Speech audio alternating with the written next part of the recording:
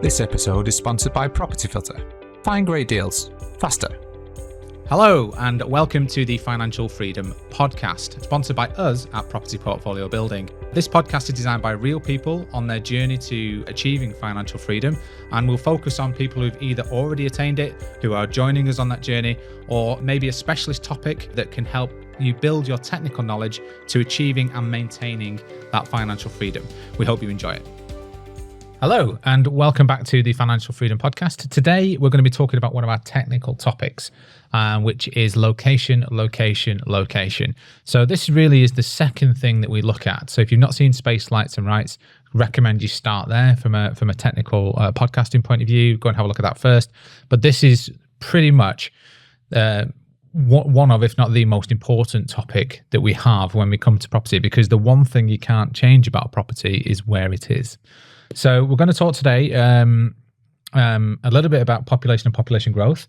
We're going to talk a little bit about the difference between a location for maybe a C3 flat versus a C4 HMO or a sui generis HMO.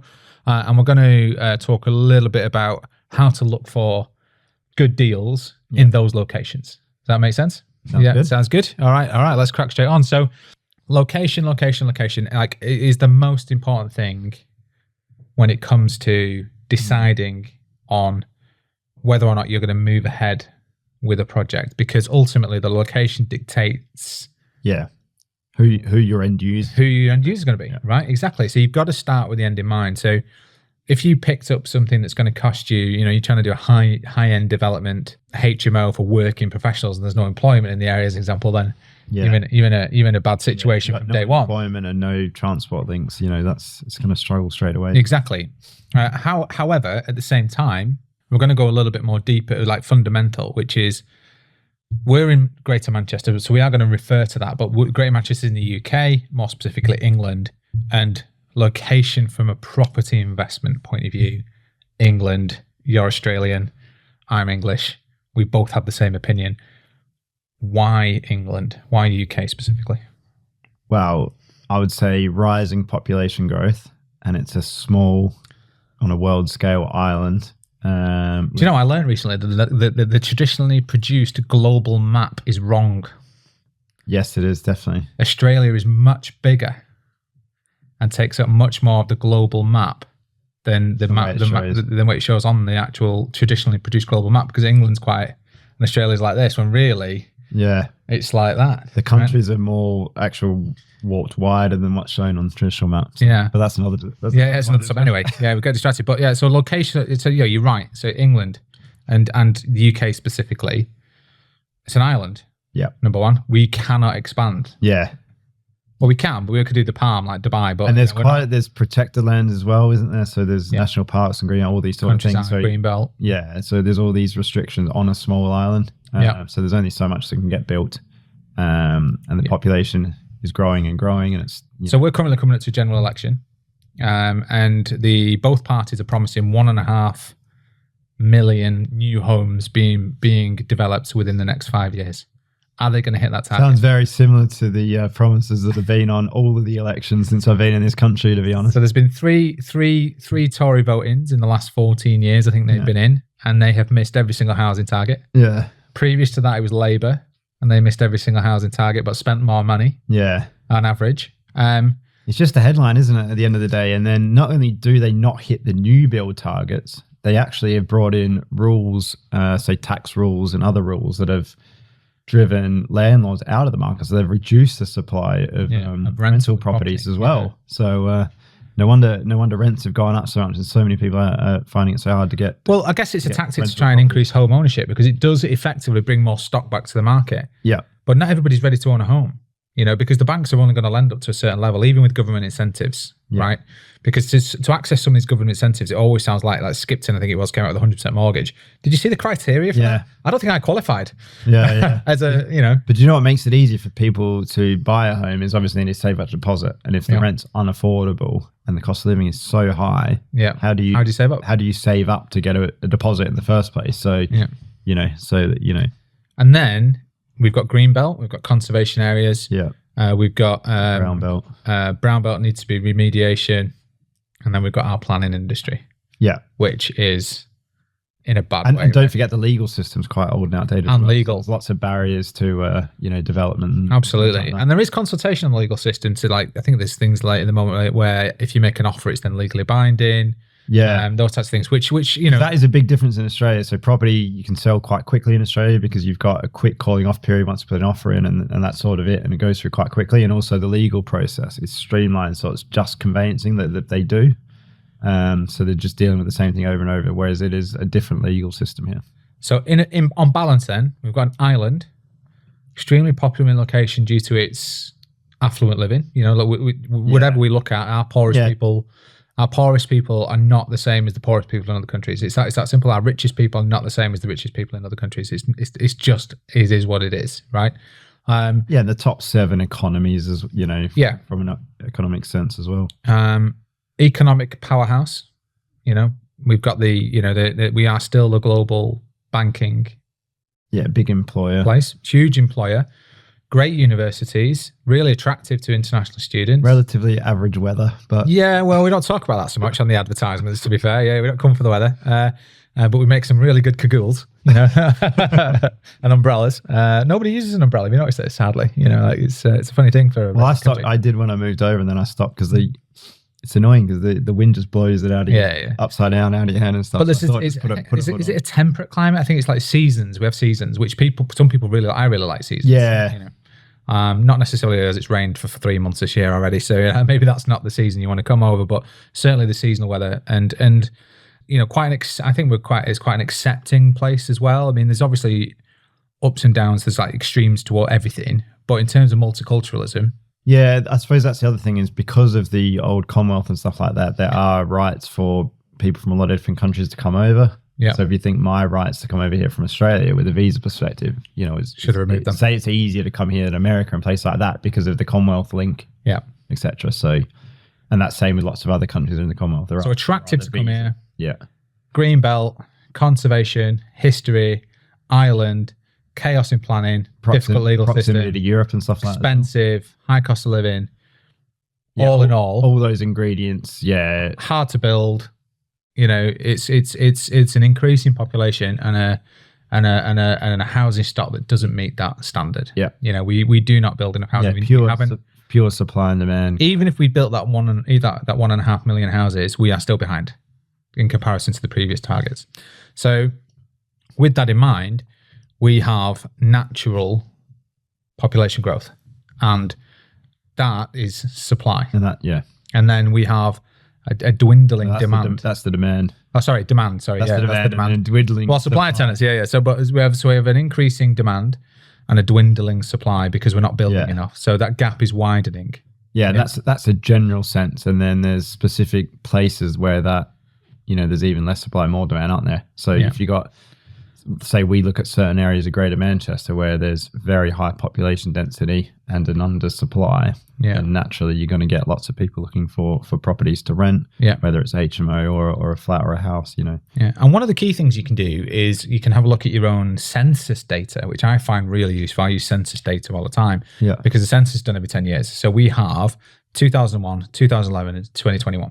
So I've got some facts and figures here that so we're obviously Greater Manchester, so we want to look at that area, and we're building HMOs, but we don't do it central to Manchester because there's a council policy with not liking them, even though we do higher standard HMOs.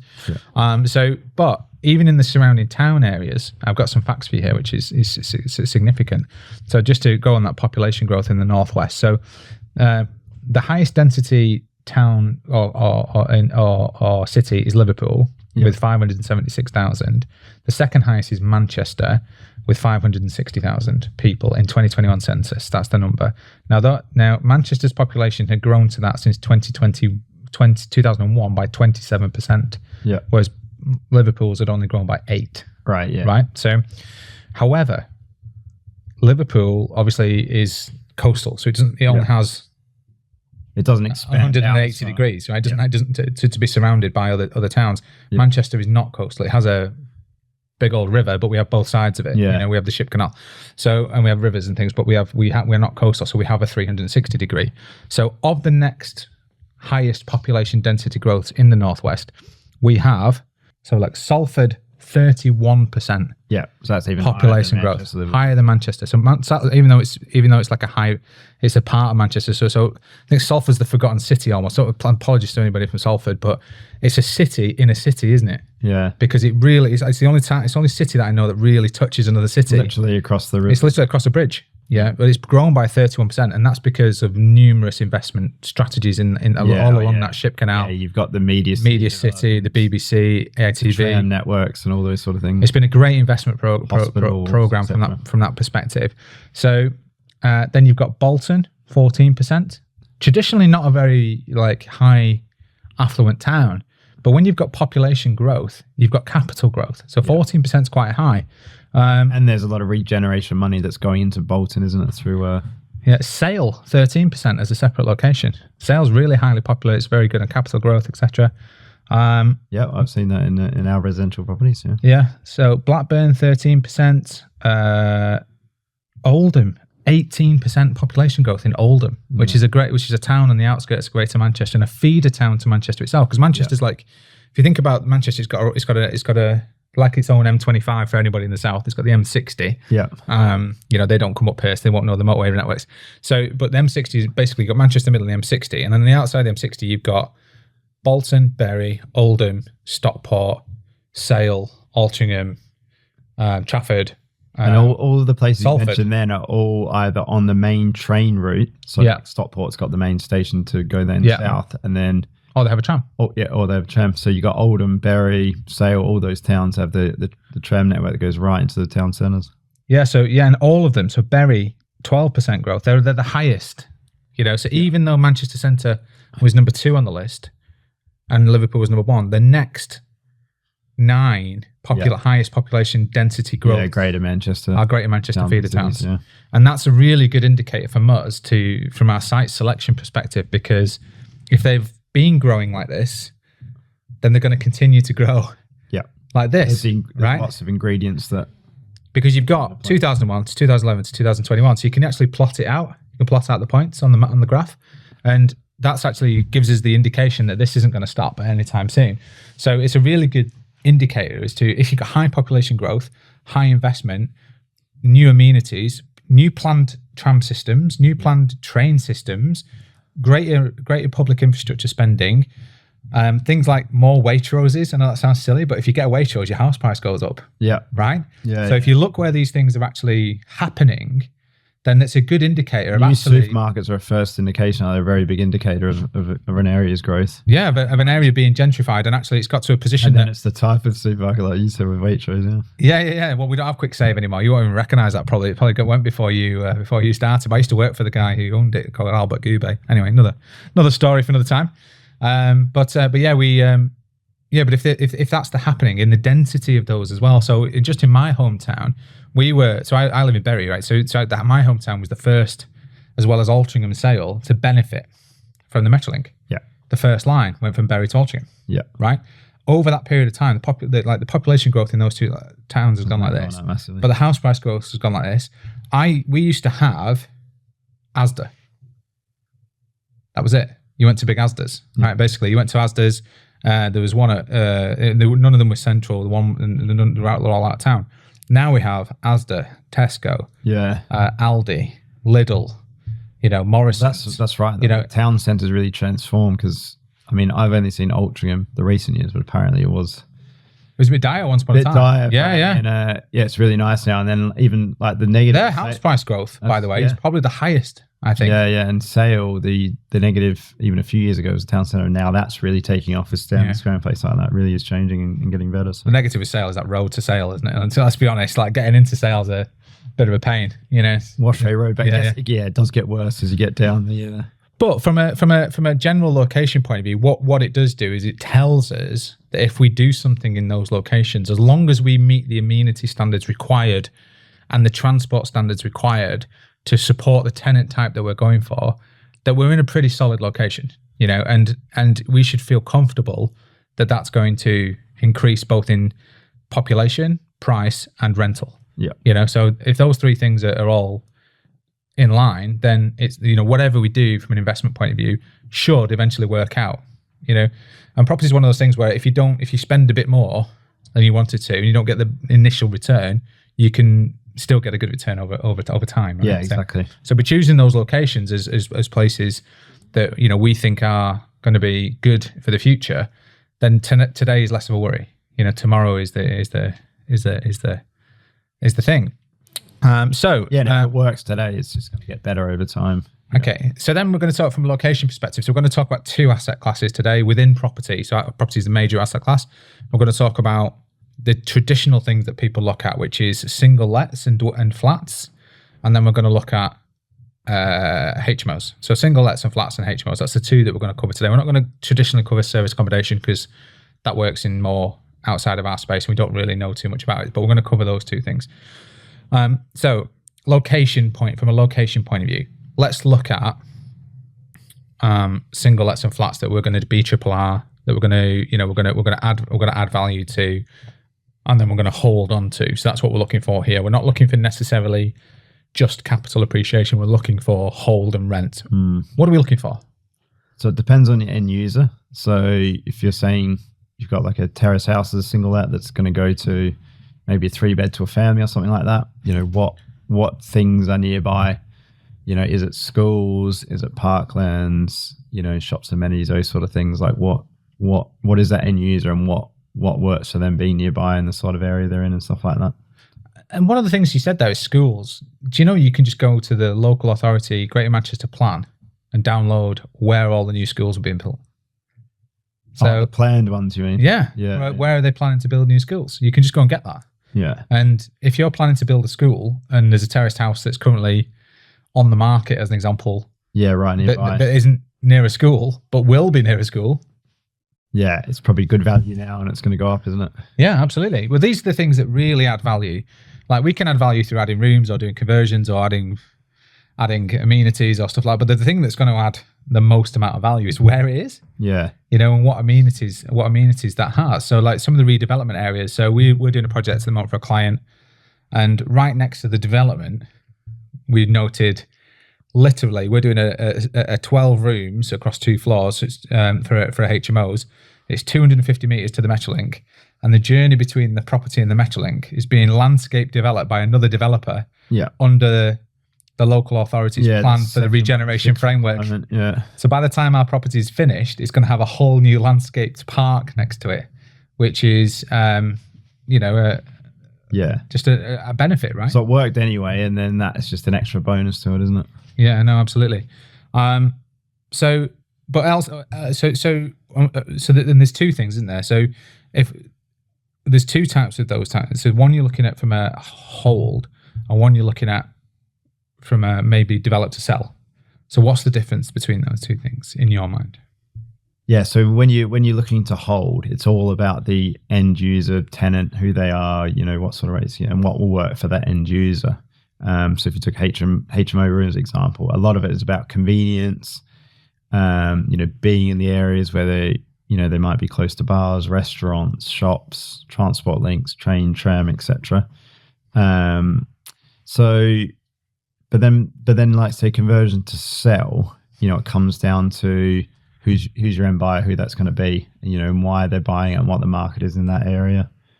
And also you got to weigh up, your overall figures. So like, what's your build cost going to be?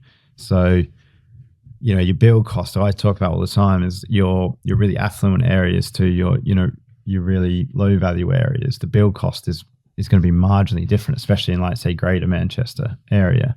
Probably going to be the same for using the same builder in each area. So that's the same fixed cost, but the value of a flat in one area to sell might be 200, 250 grand. It might be 50, 60 grand in the other. So that it comes down to the numbers of what it's going to sell for and who's going to buy it and why. And there's also the affordability of that type of property if you don't sell it, right? Yeah. So if your exit is sell, yeah, like most people will say, oh, if I don't sell it, I'll keep it. But what's the problem with keeping it in these more affluent areas? Yeah, so the yield or the rental yield just doesn't stack up as well. Yeah, they're lower yield. So even though the rent might be high because of the area. Yeah, it's not.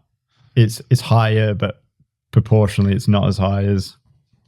So if you're in an area, let's say you're going to get a £600 a month for a flat, that's going to sell for 60 grand, or you've got something that's going to sell for 200 grand that's going to get 900. Yeah. It's not in balance, is it? It is higher, but yeah, the yield percentage on that basis, isn't as good. Stop the podcast now. This episode is sponsored by Property Filter. Property Filter is the #1 property tool for today's property professional. It brings in all the data points and sources from all the property portals and auction sites into one convenient place. Then you have the option to overlay all the clever strategies found in the Property Filter blueprint to find motivated sellers faster. Now, we use it on a daily basis. It saves us over 80% of our time when looking for properties. And if that sounds like something that you want in your lives, please go to register.property-filter.co.uk/PPB, which is the discount code for this podcast. You will get 2 weeks free and a discount on your first month. That's it from me. Back to the podcast. And if you refinance it, and what tends to happen is the bricks and mortar value of that area, even if for a property that needs a full renovation, so we're talking maybe some like structural issues or maybe a new roof or something like that. So you're getting it at a good price. It's always a good price for that area. So if you get it a good price for that area, and then you've added all the construction costs, and then you've come back at the capital within 20% of the capital price, if you're then refinancing it to keep it at the new value to get your money back, if the rent isn't significantly higher than the average rent in the more medium towns, your cash flow is not going to stack, and you're going to be on very, very low ROI, and probably you're not going to pass the affordability from the lender point perspective. So you've got to be a little careful on that. But it may, if you keep it, even though you don't, it depends on your strategy, but you may not get much cash flow, but if you keep it, make a little bit of money over time, it might be a really good area of capital growth. Yeah, well, that is the upside. So it could be more of what you'd call like a wealth building pension pot in a way, but don't necessarily rely on it. But if I've got flats at 250 grand, right? If my average flat value in that once you've done the development, and I've done the development to that value, if I refinance it, I'm not refinancing it at 250 grand. Yeah, because you still need to pass the affordability. Yeah, well, that's a key point, because if you develop to a nice spec and it's brand new and you're selling it for 250, but like the other flats in the area might be, say, refinancing or worth that are a few years old at 200, 220. There's that sort of development uplift that it sort of goes up and then drops down. You see a lot of them in like big city developments. Yeah.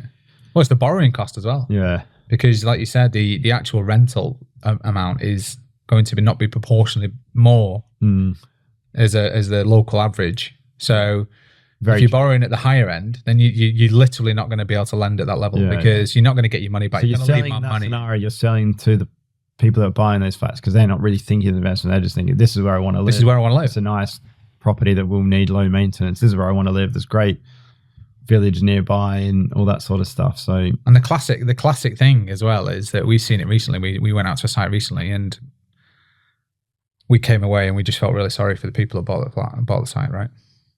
Because it's just I don't know what end values they'd used or whatever, but we just did a very simple. This is what the flats have sold on average in the area. Desktop assessment, and it just if I viewed it initially, I would have done that like we did that initial assessment, just gone, this is going to be very difficult for it to stack up. Yeah, and they bought it. So even if they sell it, they're at a negative because it seemed like a cheap property. That's the classic failure. It's a big property and it's only this price. But then it's like, well, actually, if it's only this price in this area, it's for a reason. Yeah. And even then, that only price might be too high. And at the end of the day, you always have to look, what is the spend for it? What's it going to be? Well, you're spending 60, 70k a flat, right? Yeah, and you're working back from that. If you're 60, 70k a flat and then your local flat value is 90k, you're going to have got that for £1. Yeah. To get anywhere close to when you look at the planning costs and your extra costs and, your stamp duties and your finance costs and your refinance costs and all that sort of things. Like you have to be really careful on location with that respect. Yeah, but so if you think of like a simple perspective, if you're saying 60, 70 grand per flat, but the area they're only selling for 80. Yeah. Even if you get it for nothing or less than nothing, it's still not necessarily worth taking on that property. No, they'd have to pay me to take on that property, right? Yeah. And even if you get it and you sell it, I mean, all that effort and energy, and all that money and all and the risk work involved and risk is and selling an individual flat is a pain, right? You're not going to be able to sell it as a block because no one's going to buy it. have to sell them individually, and you're going to make $2,000 a flat. Yeah, the only way you would, if the rental demand is quite high but the value is fairly low, that's when it might be good to sell as I block to an investor because they could get a good yield. So there's always something else you can do. Yeah. Right. So if you've done that and you're in that position, look at something else. Yeah. Even if you've gone down the planning aspect and you've got the planning, don't start your project without your exit. Right. Don't get finance and use development and bridging and try and make something up, because you're only going to get to survey and then they're not going to agree with you. And look at plan B and C. Yeah, maybe right from the outset. It might be better as something else. Yeah. We've seen it recently where the commercial unit was better as a commercial unit. Yeah. So then if you keep it as that and use it for maybe smaller commercial unit, buy one big commercial and use it as smaller commercial units rather than splitting it up, you're actually going to make more money. Yeah. Don't assume that it's always going to be better converting it to residential. And also don't assume that if something's got planning in place, it's still going to be profitable. And planning uplift is almost, it has to be the right deal. The right deal. Yeah. Because planning uplift is, you're paying for something that the council's agreed to, right? So, and planning uplift is valid in the right location with the right property. Yeah. But it doesn't necessarily mean you get one. Just because you get planning doesn't mean it creates value. If you're changing use and you're changing, and you are now guaranteed to add value, because if the risk is that you won't get planning and you get it, then that adds value. Yeah. But if it's a normal planning application and it may not add any value, it may be a given almost that you've got a prior approval or something like that. Yeah. So, but if you do something conservation and you get it, and that means that this is going to be the X, Y, and Z, then, like we said before, and if you're going to develop it out and you're going to either lose money or not make a profit, it doesn't matter if the planning approval's there or not. The deal just doesn't stack. Yeah, well, that's it.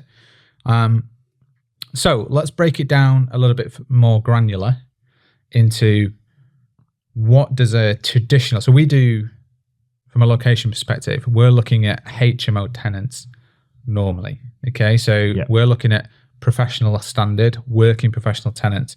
What are the key things that they're looking for from a location point of view? Yeah, so I'd say, close to employment. Especially these days, since COVID, people don't want it. They want convenience. They don't want traveling too far and all those sort of things. So if you can get on a train quickly, a tram quickly, or a short drive, obviously that's important. Shops and amenities, supermarkets nearby, other shops nearby, and bars and restaurants and all those sort of amenities nearby. People want that sort of convenience. They want that locally, especially 20 to 30-year-olds. I think convenience is a massive thing. Talked about it before, but transport links, really important. And there's two things with respect to transport, right? So one is so there was a study done, and you see it in some of our planning applications from our highways officer responses, that it's around 34% or something like that of HMO tenants drive. Cars, is it? Yeah. So if you are building something without parking and there's no parking around, then you've got about 66% of the market. Yeah. Okay. If you're building something with parking, then you've got 66% of the market and 34% of the market. But if there's no other transport amenities, then you've got 34% of the market. Yeah. So therefore, if you've only got 34% of the market, you better be damn sure that your car-based location is brilliant. It's really convenient, like straight off a motorway. Straight off a motorway. Like we've got one, right? We did for a client. Straight off a motorway, really convenient location, shopping within 0.8 of a mile. And we're talking M60 and M62 and all that type of stuff. So it's got major motorways, 15 minutes. Because I know in my head, I always think like a mile or less to train or tram, unless there's a decent reason. Otherwise, like you said, straight off the motorway or really close to big employment or something like that. Yeah. And then it comes down to a third thing, which is local authority location versus selling location, right? So I'm going to use this example again, which is the same property. Let's stick with that same property. So this property is in a certain postcode. Yeah. Okay, that postcode is related to a certain town. That town is further away from the main city, that town location, because of how big that postcode is. Yeah, it's on the edge of that council. It's on the edge of that local authority. Yeah. And yet, I've had to pull up people in our team who are advertising it as that location. As the council that it's in. As the council it's in, even though that town is, further away. Yeah. So whereas the big city, which is the main draw, and it being by the location, by the motorways, so we re-advertise it as the city. And it doesn't matter. Like there's a big difference between technically where you are and what you're selling something as. Yeah. And where Okay. it's actually closer to from a transport perspective. Absolutely. So we're doing a development at the moment, which is it's in one of the outer towns. It is, and I wouldn't buy a HMO personally or for a client in that town because it's a little bit run down. But this is as far from that town as you're going to get before you hit the next city, right? There's a train within 0.8 miles, and the motorway is a 3-minute drive.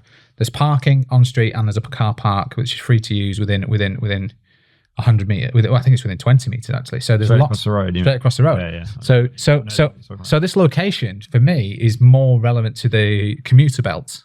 Yeah. So that circle, that M60 commuter belt, than it is to this town, which is another 3 miles in the wrong direction or whatever, right? Yeah. So again, even though I might not want to purchase property in the particular town centre of that town because it's not the best place to live and there's not great employment, it's in that postcode, but I'm not buying it in that area. It might be that council. It's about the transport links that are there. It's about where it's supplying and understanding that city, and the streets. Because if you're there, you are easier to get to the main city than it is to get to that town. Yeah. So why wouldn't you have a look at that as a location? And then from a flats perspective, it's interesting because obviously there's a prior approval permitted development to convert commercial to residential. So from a locations point of view, it has opened up more central development to the average landlord developer like us. Yeah. But there's also restrictions on rights and that space standard and that kind of stuff. However, it's interesting that if you put that application in, that prior approval includes waste management, and it still asks for a consultation on highways. So if you are town centre, they still look at parking on occasion, which I think is absolutely... I don't think they're supposed to look at parking, but I think with the highways consultation for that, it's more about this highway safety and stuff like that. So if cars are going to be there and it might make things unsafe or an issue, that's when they can comment. Yeah. Yeah. Which is, again, it's you either want to do something or you don't want to do something. And each local authority takes a different view, I find. Yeah, because it's a national standard that the local council has a decision on, basically. Yeah. But if you put a planning application into most local authorities full for a development, they're wanting now for flats, average 1.5 to 2 spaces per flat, depending on the number of occupants that you're planning on having from a car's perspective. Yeah, so not only do you need this space of the building that is that size, you also need the space for a car park. And it's what actual areas are viable for that? Well, you're looking at out-of-town spaces with huge car parks, aren't you? So it is again, it adds to that. Why, if you can do something, you do it. Does it protect you some way? Because if you can do a development, you get it through and it's done, then actually you do the development, and over time, even if you spend a bit more on the development, it's going to probably come good, as long as you've got the values right in the first place and your exit right in the first place. Yeah. So location in summary then. So we're looking at location as a whole. So first and foremost, have a look at your population densities. Where are people, where is the population growing the fastest? Because everywhere's growing.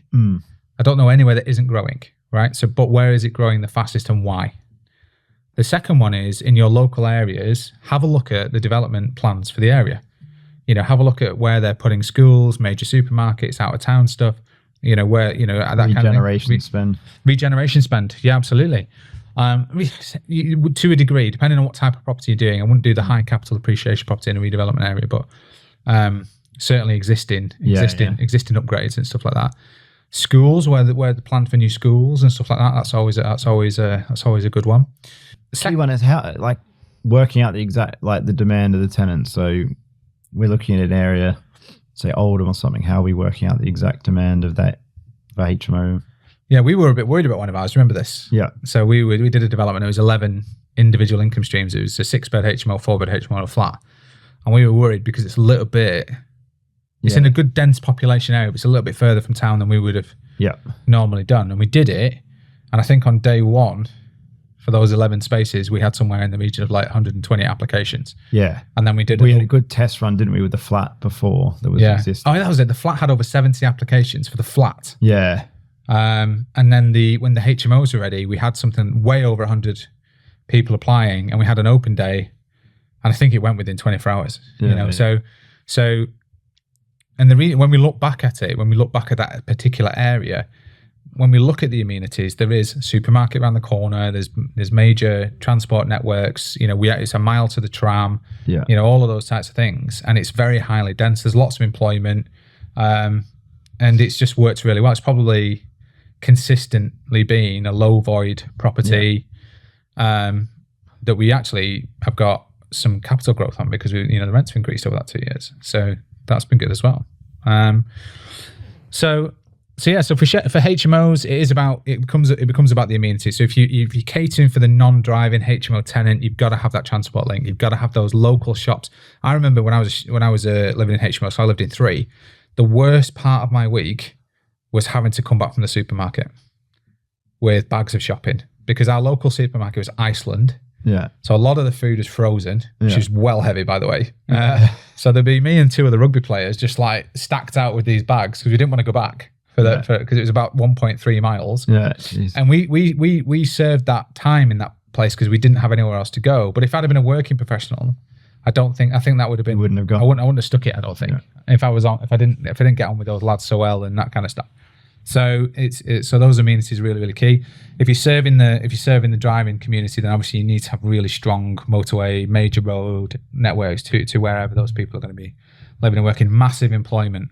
Yeah. It sounds silly, but if you're looking for working professionals, you have to have big employment areas. You can't just go for one office down the road or whatever. You need to have really strong working or convenience to that occasion. Because I remember when I first moved to Manchester, the location I was had a village, obviously like Tesco Express stuff like that, so it was really convenient just to go to the shops.